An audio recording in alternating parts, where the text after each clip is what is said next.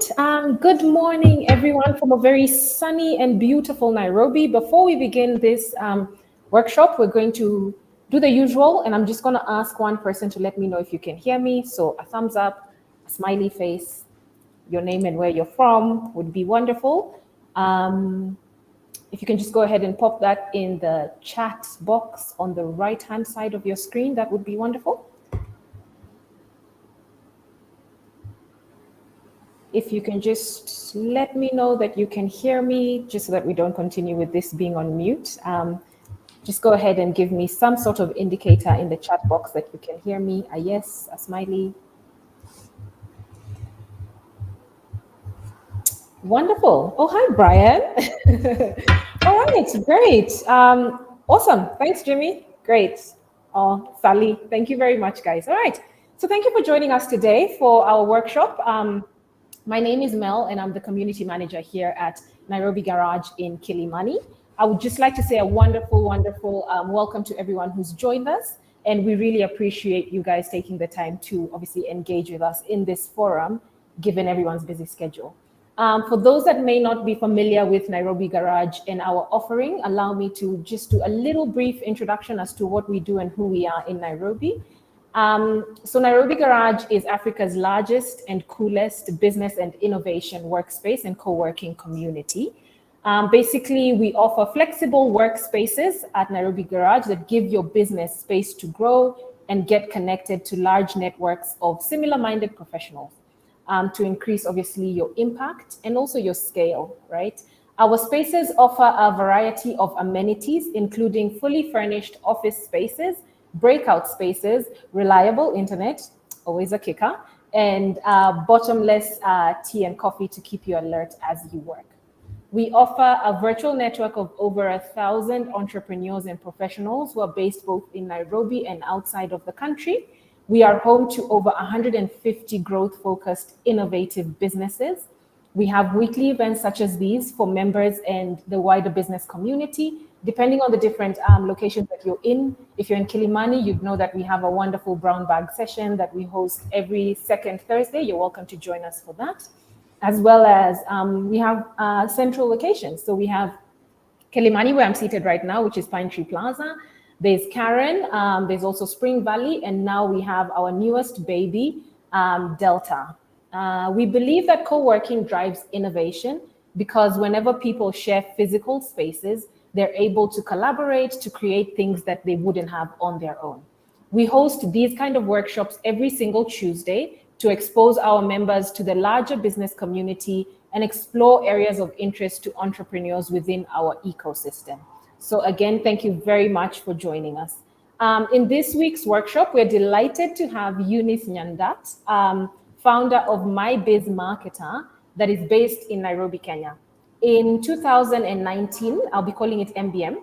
MBM Africa started the following programs. They have MBM Labs and MBM Skills, a mini ecosystem for young founders of startups to get their ideas to commercialization and accelerate to a minimum viable company. Eunice has been coaching startup founders since 2016 from all over the world. So best believe she's creme de la creme. She supports all sectors from tech-enabled to deep tech, as well as SMEs looking for ways to innovate their business models. Her passions are travel and technology. In her spare time, she mentors women founders.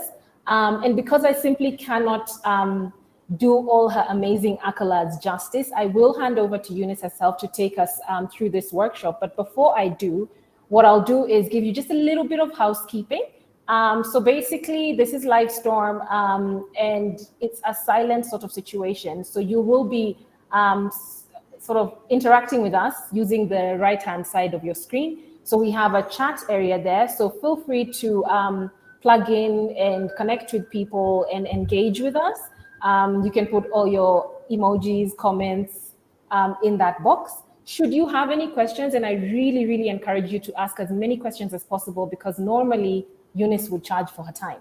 So you want to put in all your questions in the questions tab that's just right after the chat tab. We have some polls going. So if you go ahead and just submit your vote in the polls, which is next. So if you're an entrepreneur or employed, sorry, there's a typo in there, my bad, or neither, you can go ahead and submit a vote. Let us know how long you've been an entrepreneur for as well. And yeah, we thank you for joining us. This will run for just an hour, so we'll keep it short and concise, but feel free to interact with us, as I said. Asante sana, Karibu Eunice, who is in Boston, by the way. So thank you for getting up so early. And yeah, over to you, Eunice. Thank you for having me. Thank you, Mel. Thank you, Nairobi Garage, and thank you, everyone, for attending. I appreciate you taking the time to be here with me and Mel for this workshop. Now it's a crazy time we're having, so I know that it can't be easy trying to do what you're doing at this time. So let's get into nurturing a successful business. Yeah, this time, for example, this is not an easy time, right? So give me a moment while I try and share my slide. All right, share screen. And maybe while you do that, Eunice, I'll go ahead and ask people if you just want to have like a little networking session in the chat box as we continue. You can go ahead and let us know who you are and what you do. Jimmy says he's Filamu. He runs a wonderful advertising agency out of our Kilimani branch. So you can go ahead and network with one another. Very familiar with Brian. Brian, you can plug your work in. And yeah, let's just engage with one another, grab as many connections as you can make, and we'll go from there. Whenever you're ready, Eunice, the floor is yours. Okay, so I can't see your chats and all that, so I'll leave that to Mel to let me know when there are questions and comments. And so let's dive into it. So, nurturing a winning business idea, right? First of all, we're hoping that you're doing something you love, and the only reason we ask that you do something that you love is that there will be crazy times and ups and downs, and the reason you're doing something you love, and the reason we want you to do something that you love, is that that love will drive you and keep you going in the tough times. The entrepreneurship journey has ebbs and flows and the peaks and valleys. COVID 19 hasn't shown you how crazy entrepreneurship can be, then I don't know what else would, because everybody across the globe has felt it, from the big companies to the smallest. If you weren't prepared, hadn't done any risk management, or even from the guy who's a kiosk down the road to a Facebook who's making billions, they had planned for COVID, then they know now to plan for any eventualities. But if you're doing something you love, it will keep you going through all these tough times. So why do this? You know, why do you want to do? Why do you want to get into business? Right? I want you to really examine why you want to get into business. And most people get into business because, hey, they want an income, they want to get out of the rat race. I don't want to work a 9 to 5. But remember, you're getting out of business. The entrepreneurship life is one where you're working almost 24/7.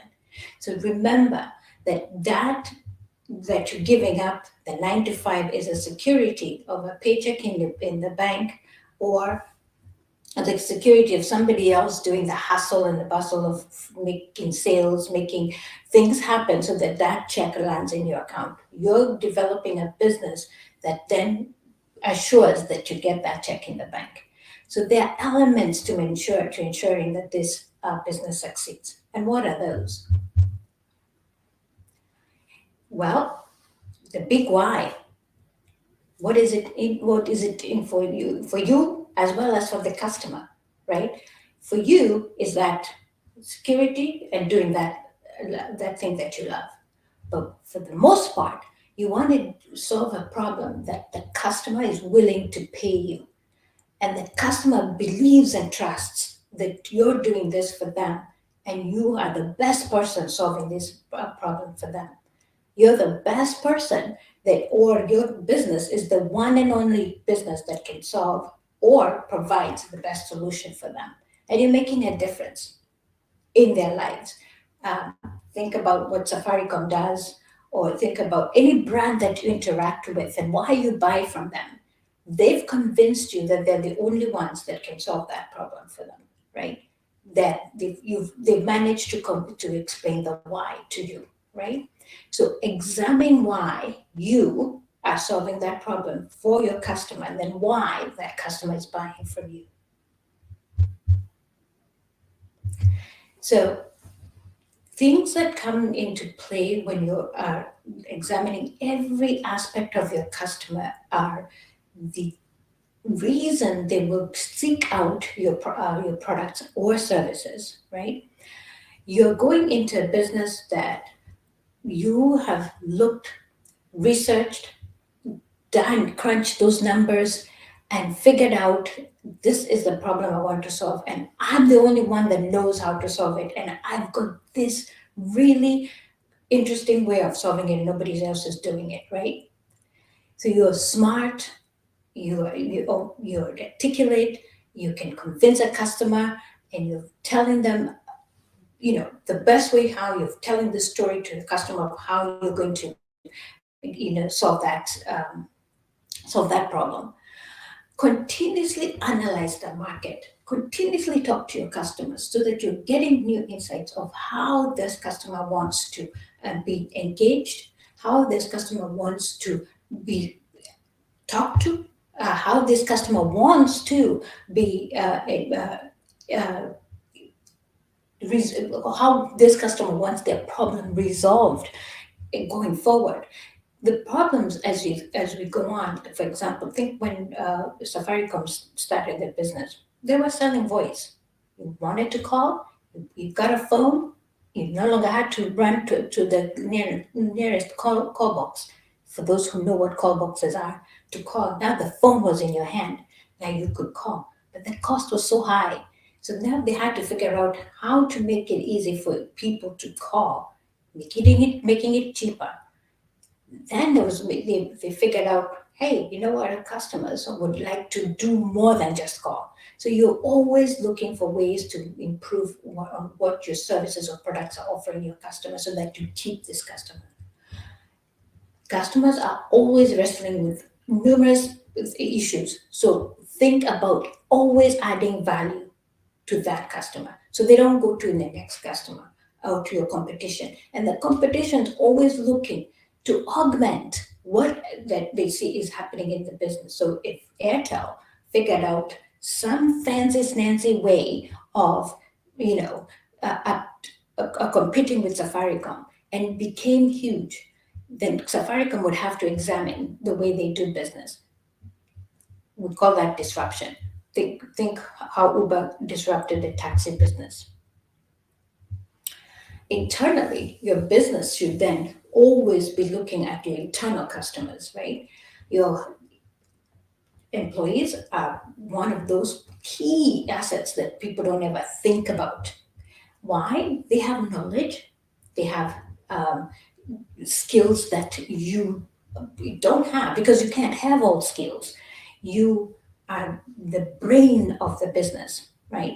You are the passion behind the business, but they are the cogs that help you execute on this business.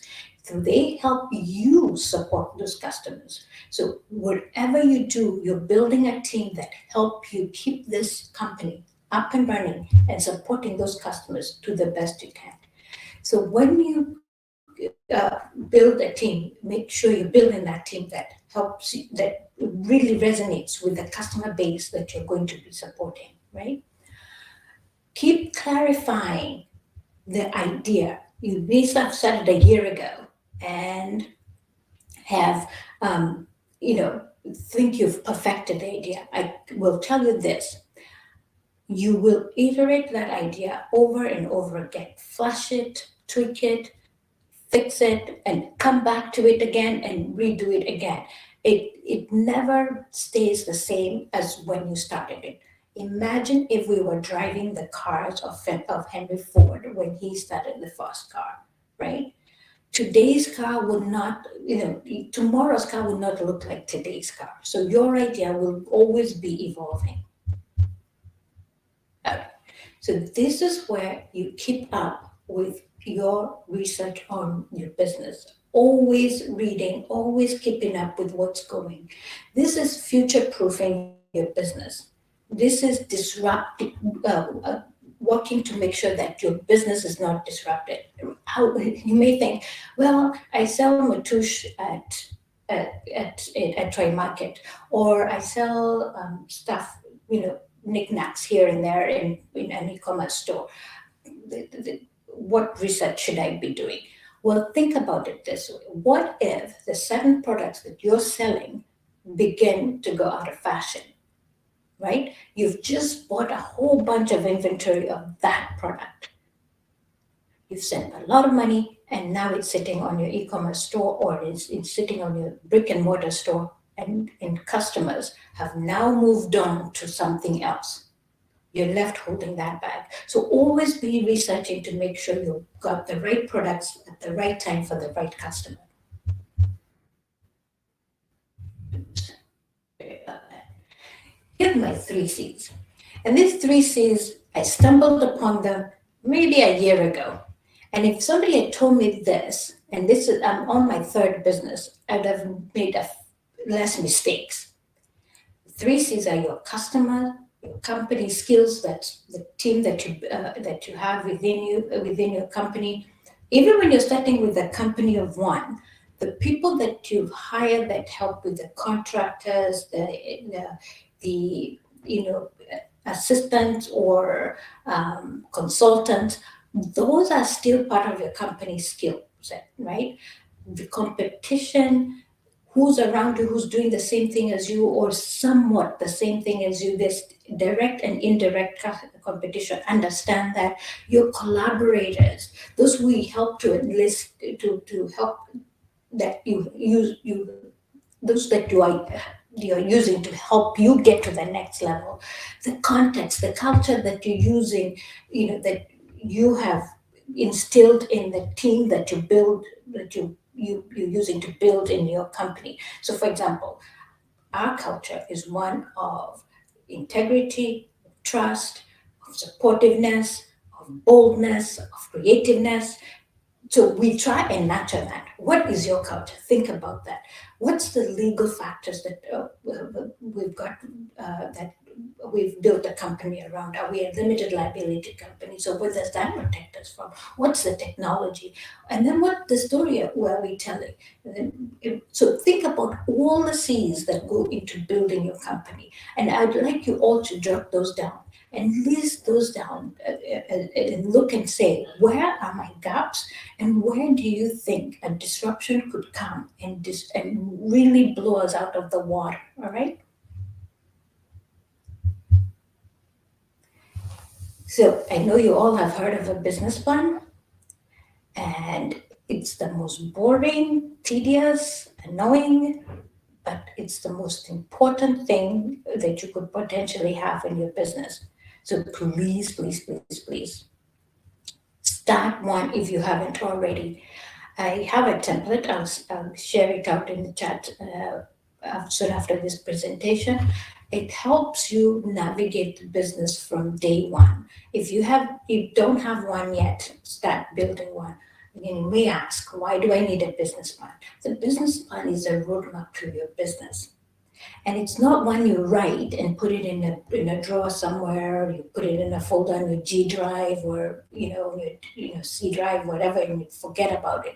This is one that you go back and review every month, because you've got sections on finance, sections on marketing, sections on HR, and all that good stuff. Review, revise, update.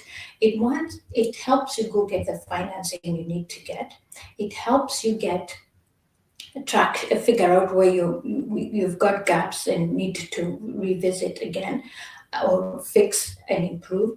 It also helps you understand where your shortcomings are, so that if you need to update, or I see a disruption coming, or you see an opportunity coming, you're able to then attack that opportunity. For example, if you're looking to go out and enter a new market, how would you enter that new market?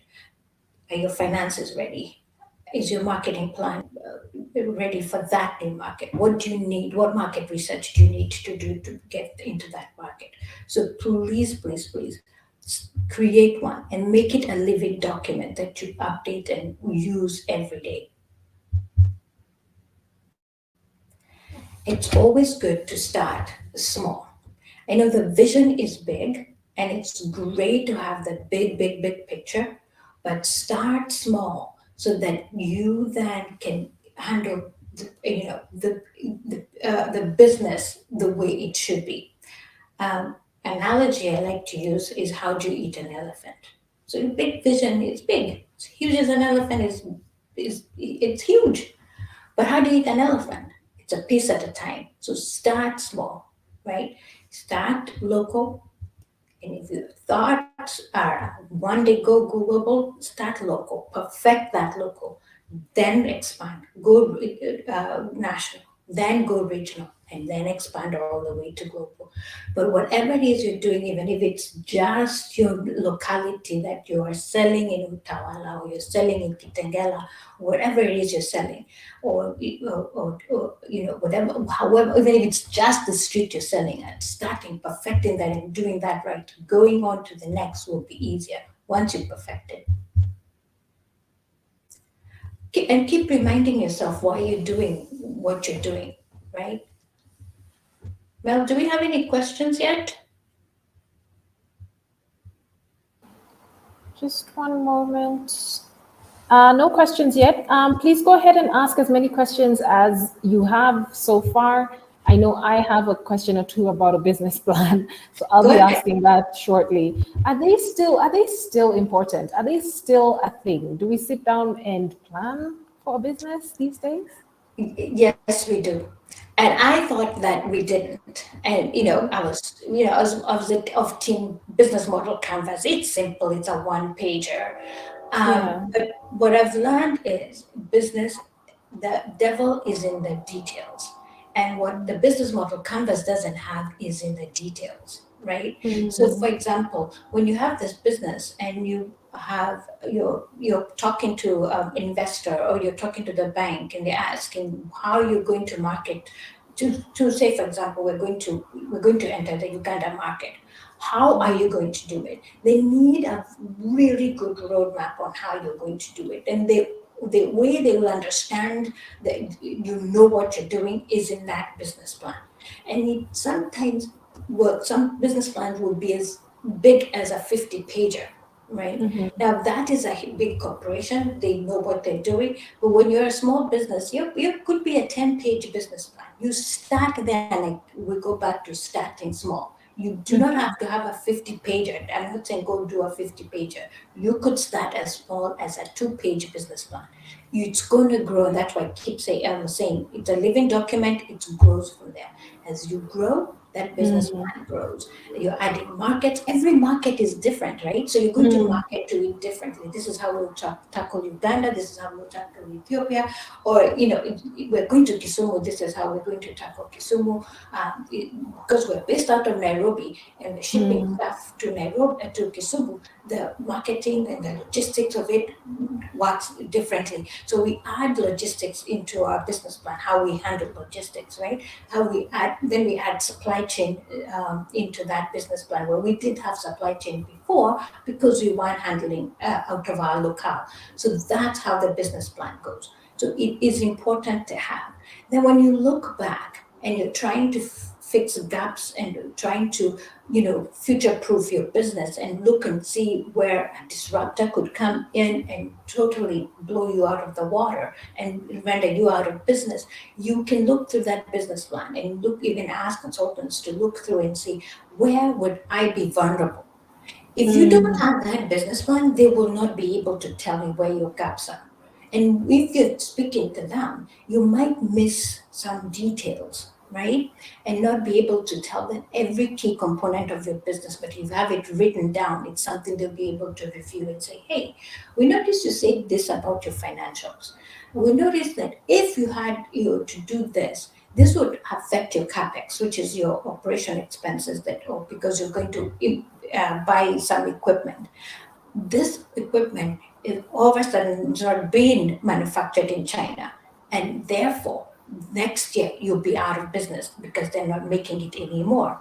Something you would not have if you're not, if they would not have told you if you're not written it down and then reviewed it on your business plan.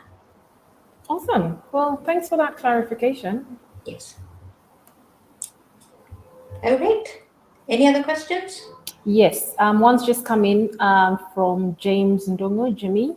He Mhm. says, does the business have to be disruptive? Can you just run a normal business with no unique USP? Yes, you can. What I'm saying, it doesn't have to be disruptive. You are protecting yourself from being disrupted. Okay. So it needs to be enough that you can sort of survive newcomers into the market. Exactly. It doesn't have to be Uber. Yes, it's in every business. For example, I've noticed that we've got copiers and all these businesses trying to supply and work with kiosks. What Yes. if they render kiosks non, you know, non-existent? What Yeah. if the Yeah. kiosks go out of business? What would happen to the kiosk owners? Right. Right? And there's so many of them. If we think about what happened to the taxi guys, those guys never saw it coming, Yes.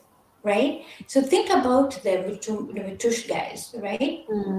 What would happen that would disrupt that business model?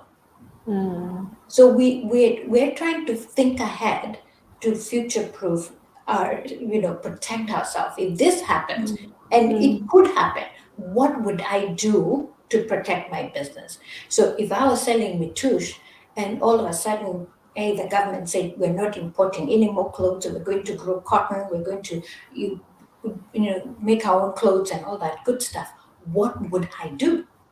But could Right? it be that some businesses are just naturally symbiotic, like they depend on the existence of other businesses? And So so, I mean, that in itself is, I guess, a problem, but could it be that that's just what you plan on profiting on until the disruption happens? yes, and and now you, the business owner, have to be aware that that's what it is, because there are folks who are not. There are folks who'll be sitting at home going, "Well, the government just crashed my whole business," but you didn't realize that your business and business model was dependent on that other, Yeah. that business. So Yeah. you've got to realize what business you're in, right, and plan for it. If this happens, and I'm doing this, right? Yeah. Yeah. All right. Fair enough. Thanks for that. Hope that answers your question, Jimmy. All And right. if we pull ourselves and say, okay, this is why I'm in business. I love doing what I do. And if I'm not selling Mitush, maybe I'm selling car parts, maybe I'm selling something else secondhand, maybe I'm bringing this. I'm all about bringing goods and selling. So it's all about selling. I'm bringing Yeah. something else and selling something else. So I move on from Right. that type of market to this other market, right? Right. Yeah, Right. Okay. Cool. Thank you. yeah. All right. Most overlooked is your team. Whether you hired and it write checks or not, teams could be internal, external. The people who support your accountants, your lawyers, or anybody you hire to support you. Make sure you know and understand, and they are aligned with you. Aligned with you that they're who they are. They're people who have integrity, because who you align yourself with is a reflection of your business, right? Make sure they have the respect and the trust of your customers, and the respect and trust of you, right? And you don't want to go align yourself with a guy you think is connected politically and all that good stuff, and then down the road you hear he's also have these other issues, and folks know already he's this type of way, and they know you're connected to him. Then that renders as your business type, that because that's who you do business with, that's what your business is like, and that's how you do business, right? So you're borrowing from somebody's misdeeds and actions, right? So always look to see who you're doing business with, and make sure you're in alignment, because you never know who your customer is and who they're associating with. I, I would say we had a recent um, episode of two young CEOs. I won't go into it, but you know what I'm talking about. Think about their accountability and their roles and responsibility to their teams, to their partners, to their vendors, all the stakeholders of their organization, how they must have felt, right? Seeing key role leaders in their company that they are partners with, they're employed to, how those people felt, right?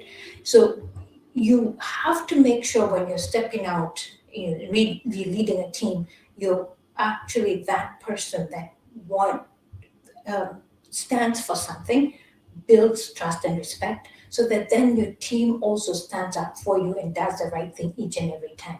Your organization then builds that you build that culture that grows your company to where it needs to be. We've seen all over the world issues with harassment and good pay and all that good stuff. Currently, right now, the United States is going through issues with guys leaving and resigning from work in the millions and not returning to work. Why? Well, they're saying it's pay. Well, they've increased pay. People are still not going back. It's because of these alignment issues. Trust, no respect, no equality. So remember, if you want to build a strong, good company, respect and trust and align yourself with people and treat them right. And then the customer. We always say customer is king. I'm thinking that your team is king first and then your customer second. So think and learn everything about this customer as you would everything about your team, so that then you have what we call the golden stars, to build a golden company that stays on for years and that you leave a legacy to your loved ones, your family, your sons and daughters, right? Do your homework beyond the social media. Go out of that social media, get to understand this stakeholder as much as you can, so that you're marketing to them appropriately. That show them that you understand them, so that you keep them. No matter who the disruptor is, they'll always remember to come back to you, right? They'll always say, well, I know that shiny the new business has come in and offering this and this and this, but I still love my provider, my person who sells me X, Y, and Z, right? They'll still come back to you. And the one issue, and I can tell you, and I will own up to this, is cash flow has always been a challenge. Even for me, we're always getting it wrong. We don't mind our cash flow. When revenues are coming in, we're spending left and right, and it going out because we can. Marketing budget goes up, capex goes up. Be mindful of that cash flow, because when lean times come, and if COVID is another good indicator, if it is, it caught us with our pants down, right? We weren't ready for COVID, right? We should act from now on like COVID's gonna be here forever. I think that's for sure. But let's act like we're always going to be a pandemic away. So cash, keep as much as you can, be as frugal as you can. I bet you, I know some of you are probably fantastic at this. I'm going to own up, I'm not great at this, but we should be very mindful of our cash flow, right? Watch every penny, build that cash reserve as best we can. It's going to help us on our lean times, and in any expansion things we want to do, we're not running to the bank for loans and stuff. This helps you build that successful business, trust me, because these loans and the terms that the banks are willing charging these days, you do not want to be going to banks for this if you can depend on your revenues. So I gotta say that I say this as a marketer, but it's not the easiest thing to do. Getting your word out about what you're doing. It is anything an entrepreneur needs to do, and be the first one doing it is getting the word out. The entrepreneur is first the company owner, second the first salesperson of the company. You are sales, and that hat you're never putting down. You're always selling. So remember that. Don't think that because you've hired a salesperson that that's for them to do. You are forever selling. You're selling to partners. You're selling to any stakeholder that is possible, that possibly aligns with your company. Um, when you talk to governments, when you talk to suppliers, when you talk to potential customers, of course, even when you're talking to employees, you're still selling your company. Remember, hiring the right employee, you have to sell your company to that employee. For them to come and execute the way you want them to execute, you have to have sold your idea so that they've drank that Kool-Aid and said, then that's the company I want to work for. So that then you sell that idea to a customer that's the company they want to buy their products and services from. You are constantly selling. Get that word out. Markets aren't the easiest to get to and understand, but do your research. Please do your research. Don't put some product in the market and assume that they will come. Please do your research. Um, get out of the office, go talk to customers, go talk to potential customers, ask them would they buy this product, and if they would, why would they buy it, right? Ask a lot of questions, understand who they are, what they want, what the need is, understand where they are so you know where to promote, and then when, so that you know when to reach them, when to engage with them, and then how. And the how is so important because I see people, and I get this question all the time in the marketing agency. Well, I want to do a Facebook post, and I want to do a boost, and I want to do this. And I say, so are your customers on Facebook? Like, but Sijui,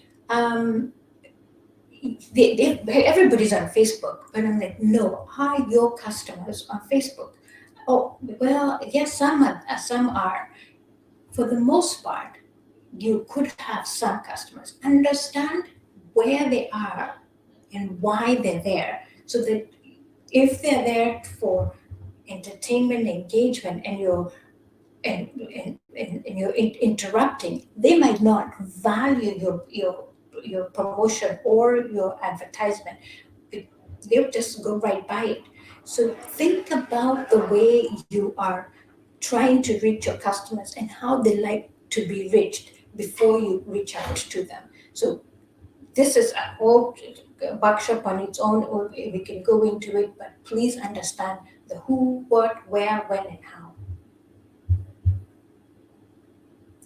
Keep in mind, customers are price sensitive, and I'm not saying go compete on price.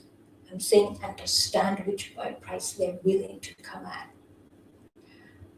Get to understanding economies of scale and production capacity, especially if you're producing goods. And then the threat of competition. I think we've talked about this. It's that disruption, and it may not be as huge as a disruption. It could be just that it's small. Somebody comes and opens up a manufacturing farm, or another business just opens down the street from you. You know how Kenyans like to copycat. You've opened a new, bar and restaurant down the road. You're booming, and the guy next door says, "Hey, this guy is booming. I'm going to open the next same thing 2 doors down." Right? How do you keep that business at bay? Keep you guys afloat? Just keep in mind and figure out how to keep that customer at your door and not going down 2 doors, right? understand them, know them that well. Must-haves. These are the must-haves, basic must-haves for your business. And this could go into your business plan, your project, expected outcomes, impact, company overviews. I don't have to read all this, but this is what you want to have in your business plan. I said I'll share with you the template. Now, if you've been in business a while and you're going, well, I made all these mistakes, I've closed, I've started, what can I do? There is what we call a turnaround. And the turnaround could be, hey, I've got this product, what can I do with it? There's always ways to improve on a product. There's always ways to improve on the team. There's always markets you could look into and go serve because it's underserved. New strategies, better revenue model. One of the places I find that we've not done enough research on in Kenya is pricing. We just pick up prices off the air and figure out I'm going to charge this much, and not figuring out what the market can actually handle. And with that, what that does is we actually sell less or even unable to sell at all because we did not understand what that market is able to afford. For example, I'm selling tush and I've got t-shirts, but I want to sell t-shirts at 500 bob. Now, if I sold those t-shirts at 150, I'd sell a lot more. Bear in mind, the cost of acquiring those t-shirts were probably at 50 bob. But because I want to make 1,000% profit, I'm going to try and sell them at 500 bob. Those t-shirts stay on my inventory for almost 6 months. Had I sold them at 150, I'd have made profit and over and over and over again because I'd have sold out in a month, brought more, sold out another month. In 6 months, I'd have turned over that inventory 6 times. So we don't think about the effect of a price in the market. So think about those things. So if you have products and services, evaluate that pricing, evaluate your revenue model, and also think about how you use your financing, the bank's money. I know I said it's expensive, but think about how you use it and use it correctly. Don't use it to take half to buy a piece of land in Roy and then a bit of it to go into your business. You use the entire amount to work on your business and make sure it works. It does the work of the business. So work to turn your company around. Talk to consultants to see how you can execute better, reposition, hire a team, get a salesperson if you didn't have a salesperson before, or get a website, something to turn yourself around. There's always something that can be done to turn the business around, and it's something you probably overlooked. And maybe it's in those details I talked about in the business plan. Draw that business plan up again. For the most part, you want to remain focused and believe in your purpose.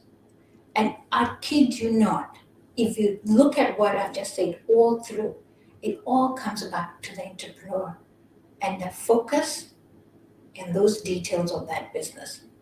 Yes, there are market forces we cannot control, and those are beyond our control sometimes, but control what you can, right? And do the best you can, all right? And thank you. Awesome. Thank you very much for that, Eunice. I will jump into another question that we had, and then we can sort of get a few more going. Jimmy asks again, how important is general reading, not just research, to a business owner? Some companies have recommended reading lists to join that company. So I guess as the business owner, there's a few books, people read, how to make friends and influence people and the lean startup and all that. But how important is that type of reading that's not research based for a business owner? Absolutely critical. I kid you not, it is super important. The insights you get the depth and knowledge that you get are not to just for the business sense, even for just the knowledge, the social impact to yourself is important. You articulate better, you're able to tell a story better, you're able to engage and talk to people better. Keep reading because it gives you this what I call perspective that you would not normally have if you'd never read a book. You would be able to talk on any subject. Pick poetry. In fact, if you're an entrepreneur and don't understand anything about customers, read something about behavior or psychology of people, so that then you understand why selling one way would help you. You actually understand yourself, so that you're able to understand how to sell to people. So those things help. Just keep reading. I remember my dad used to make us read papers, and I used to wonder, what the heck? I'm only 10. Why do I have to read the paper? Yeah. It was he wanted us to understand the country, the civic. Keep reading. Yeah, and if for Absolutely, nothing and else, it to doesn't just have to be cultivate that business. culture. Yes, it doesn't Yeah. have to be always business. And Yeah. somehow it circles back to business because you're able to then tell a story. Yeah, yeah. And I think that's also, it's an important part, being able, especially for people who want to be investor ready and Yes. who need to pitch at some point. The story carries the bulk of whether Yes. someone becomes, emotionally tied to your story or not. Absolutely. In case we have any other questions, we'll leave this open for a few more minutes, so you can go ahead and just plug them in the questions tab. If you have a comment or something to let Eunice know, you can let us know in the chat box. But Eunice, maybe you can let us know how people can reach you. Maybe plug in your different social media. I know I've put in your LinkedIn, by the way. So in case your LinkedIn Awesome. searches spike, that's me. If there's one place to connect with me is LinkedIn. I'm a LinkedIn person. Fantastic. By the way, invite me to LinkedIn, Yeah. message me. I'm always, connecting with people and always talking with people on LinkedIn. I'm on Twitter, Eunice Nyandat on Twitter. And Eunice Nyandat at mbm.com. That's my email address if you want to reach me there. I am very open, very receptive. Just send me an email, send me a tweet, send me a LinkedIn. I'm there. Awesome. So if we don't have any questions, I'll go ahead and extend a complimentary day pass to everyone who's attended this session. What a day pass basically does is that it gives you an entire day to work in any of our spaces. So this will be extended through a newsletter that we'll send out to all the attendees of this session before the end of the day. So feel free to book yourself in, come and experience the magic that is Nairobi Garage. If you bump into any of us, myself or the different community managers, you can always say ahoy and let us know that you joined from this particular forum. But I don't think we have any other questions. I know the polls were populated quite early on.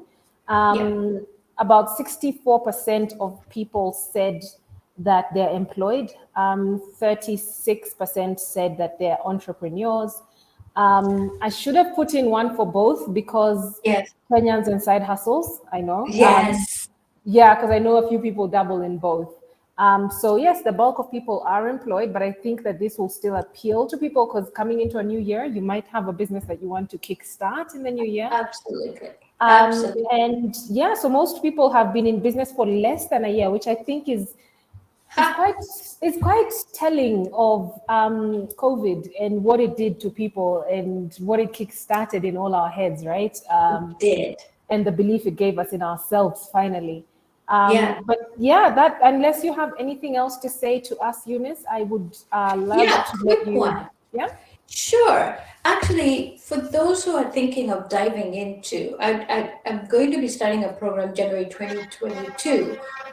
If you go on to mbmafrica.com, we have a wait list for African founders with an idea. Join that wait list. We'll let you know when that cohort starts, and we'll help you map out the idea to commercialization. So it could be in anything. You don't have to be techie. So go in there, join. Put in your email, we'll contact you when the cohort starts, and we'll help you figure out your path to idea to commercialization. Awesome. So I'm just going to go ahead and pop it in the chat box so people can have a look at where they can register. Thank you. But yeah, thank you very much. I can see one question has just popped up. Go ahead. Alex Kidzangamba. Wow. Okay. I hope I didn't butcher your name, Alex. Hi. For the last 7 years, I have immersed myself in youth empowerment on digital learning technologies. However, I also have a passion for event planning services, of which I have been doing it for 5 years now. What's your advice for me based on the fact that I run 2 projects? What do you want out of them? Yeah, that would be a good question. Alex, if you have the time, maybe you can let us know exactly what you want out of both of them. But yeah, what happens to people who have more than one thing going? I think, I'm going to go say I have more than one thing going, and it is hard to get things going, to do multiple things and stay focused and do them to the best of your knowledge. So it means that then you have to build a team that keeps things focused and gets things done, right? But it doesn't mean you can't do them. I know CEOs that do multiple businesses, and you can have side hustles, right? So yes, do them. But I'm also saying, and I don't know if it's an African thing, but I'm seeing this public good companies come out of it. Now, public good companies is what Alex is doing, is where they're building, creating businesses that put good back into the community, but also making them profitable. Meaning they make money, but that money goes back into the community. The money pays the team, but also goes back into the community. So I see people going, I am conflicted. I can't pay myself with this community CBOs. And I say to them, well, if you're a public good company, you can pay yourself, make revenues that pay the employees as well as do good in the community. And this would be great for Alex to do. He